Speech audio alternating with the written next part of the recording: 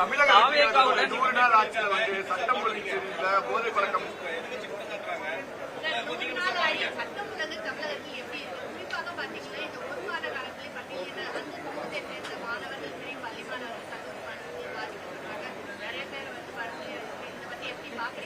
இந்த மாதிரியான சமூக சிக்கல்கள், வன்முறைகள், படுகொலைகள் ஆகியவற்றிற்கு ஒரு குறிப்பிட்ட கட்சி அல்லது குறிப்பிட்ட ஆட்சி மட்டுமே பொறுப்பேற்க முடியாது.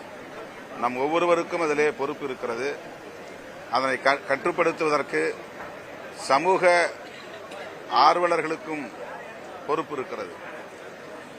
முதலமைச்சரின் கவனத்திற்கு இதை கொண்டு சென்றிருக்கிறோம். தலித் மக்களுக்கு எதிரான வன்கொடுமைகள், போதைப்பொருள் புழக்கம் ஆகியவற்றை கட்டுப்படுத்த அல்லது ஒழித்து கட்ட முதலமைச்சர் தனிப்பட்ட முறையில் கூடுதல் கவனம் செலுத்த வேண்டும் என்பதை வலியுறுத்தியிருக்கிறோம்.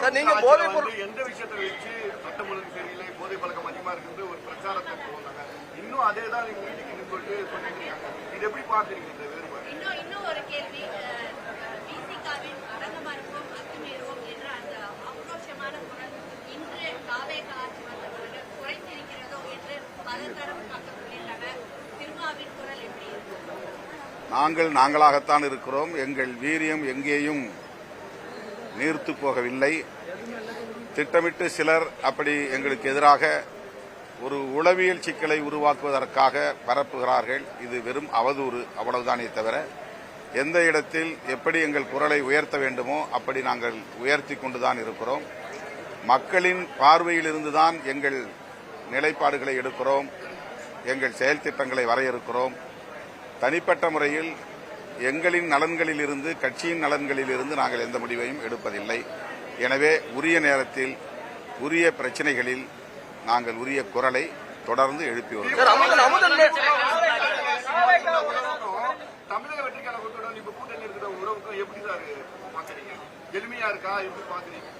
இந்த ஒப்பீடு தேவையில்லாதது. தாவேகாவோடு நாங்கள் கைகோர்த்திருக்கிறோம். தாவேகா ஆட்சி அமைப்பதற்கு எங்கள் ஆதரவை நாங்கள் வழங்கினோம். அந்த அடிப்படையில் எங்களையும் அமைச்சரவையில், கூட்டணி அமைச்சரவையில் இணைத்துக் கொண்டிருக்கிறார்கள். கூட்டணி தாவேகா உள்ளிட்ட அனைத்து தோழமை கட்சிகளின் சார்பில் கூட்டணி அமைப்பது தொடர்பாக முதல் கட்டமாக நடந்தேறியிருக்கிறது. அது குறித்தும் இப்போது முதலமைச்சரோடு நாங்கள் பேசினோம். இந்த சட்டமன்ற கூட்டத்தொடர் முடிந்த பிறகு அந்த அடுத்த கூட்டத்தை ஒருங்கிணைப்பதற்கு ஏற்பாடுகள் நடக்கிறது என்று முதலமைச்சர் சொல்லியிருக்கிறார். எனவே தாவேக்காவோடு நாங்கள் இணைந்து 100 நாட்கள் தான் ஆகின்றன. அவர்களோடு தொடர்ந்து இணைந்து பயணிப்போம் என்பதை நேற்றைய மாநாட்டிலும் நாங்கள் உறுதிப்படுத்தியிருக்கிறோம். ஆளுங்கட்சிகளோடு பயணித்தோம், இனி ஆளும் கட்சியாக பரிணமிப்போம் என்கிற ஒரு முழக்கத்தையும் இந்த மாநாட்டிலே நான் முன்வைத்திருக்கிறேன். இன்றைக்கு கூட்டணி அரசில் நாங்கள் அங்கம் வகிப்பதன் மூலம் நாங்களும் ஒரு ஆளும் கட்சி என்கிற அடையாளத்தை பெற்றிருக்கிறோம் என்பது ஒரு வளர்ச்சி. இந்த வளர்ச்சியை தமிழ்நாட்டு மக்கள் எமக்கு வழங்கியிருக்கிறார்கள். அவர்கள் விருப்பப்படி எங்கள் அரசியல் நிலைப்பாடு இருக்கும்.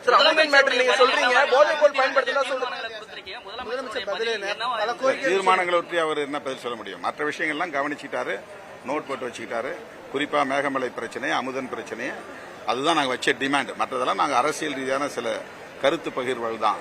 இந்த மேகமலை தொழிலாளர்களுடைய போராட்டம், அந்த வாழிடங்களிலிருந்து அப்புறப்படுத்த கூடாது என்கிற அந்த கோரிக்கை, அது தொடர்பாக சீராய்வு மனு தாக்கல் செய்ய வேண்டும் என்கிற அந்த கோரிக்கை, இதனை மிகவும் கவனமாக கேட்டுக்கொண்டார், குறிப்பெடுத்துக் கொண்டார். உரிய நடவடிக்கை எடுப்பார் என்று நம்புகிறோம்.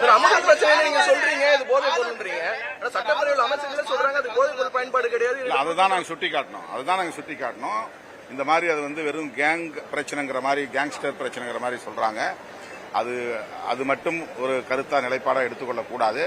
அவருடைய பெற்றோரும் விசாரித்து, அங்குள்ள பொதுமக்களும் தொண்டு நிறுவனங்களை சார்ந்தவர்களும் விசாரித்து, போதைப்பொருள் புழக்கம் இருந்ததனால் அதை கண்டித்த காரணத்தினால்தான் அவன் கொலை செய்யப்பட்டிருக்கிறான் என்கிற இன்னொரு வெர்ஷன் இருக்கிறது. எனவே அதனை புலனாய்வுக்கு உட்படுத்த வேண்டும். ஸ்பெஷல் இன்வெஸ்டிகேஷன் டீம் போட வேண்டும். அந்த ஒரு பிரச்சனைக்காக மட்டுமில்லாமல் கல்வி நிறுவனங்களில் இன்றைக்கு போதைப் புழக்கம் அதிகரித்திருப்பதாக குற்றச்சாட்டுகள் எழுந்துள்ளன. எனவே அது குறித்தும் ஆய்வு செய்வதற்கு, அதை கட்டுப்படுத்துவதற்கு ஒரு அதிரடிப்படை, ஒரு போர்ஸ் உருவாக்க வேண்டும் என்கிற கோரிக்கையையும் முதலமைச்சருக்கு முன்னால் வைத்திருக்கிறோம். சார் அதே மாதிரி வந்து